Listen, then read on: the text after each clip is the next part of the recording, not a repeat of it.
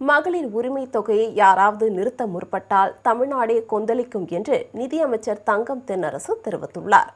சட்டப்பேரவையில் இடைக்கால பட்ஜெட் மீதான விவாதத்திற்கு நிதியமைச்சர் தங்கம் தென்னரசு இன்று பதிலுரை அளித்தார். அப்போது அனைத்து சாதியினரும் அர்ச்சகராகலாம் என்ற திட்டத்தை நிறைவேற்ற பல தடைகள், சோதனைகள் வந்ததாகவும், இந்த ஆட்சி பதவியேற்றவுடன் முறையாக பயிற்சி பெற்ற 23 பேர் அர்ச்சகர்களாக நியமிக்கப்பட்டதாகவும் தெரிவித்தார். சமூக நீதிக்காக நமது திராவிட மாடல் அரசு என்றென்றும் தொடர்ந்து போராடும் என்றும் கூறினார். மகளிர் உரிமை தொகையை யாராவது நிறுத்த முற்பட்டால் தமிழ்நாடே கொந்தளிக்கும் என்று தெரிவித்தார். சமூக நீதிக்கு எப்போதெல்லாம் பங்கம் வருகிறதோ அப்போதெல்லாம் தமிழ்நாடு உரத்து குரல் கொடுக்கும். அந்த குரல் எப்போதும் கலைஞர், முத்தமிழறிஞர் கலைஞர் அவர்களின் கம்பீர குரலைத்தான் எதிரொலிக்கும். அதேபோல்தான் மகளிரின் உழைப்பை அங்கீகரிக்கும் மகளிர் உரிமை திட்டத்தை யாரேனும் நிறுத்த முற்பட்டால் தமிழ்நாடே கொந்தளிக்கும்.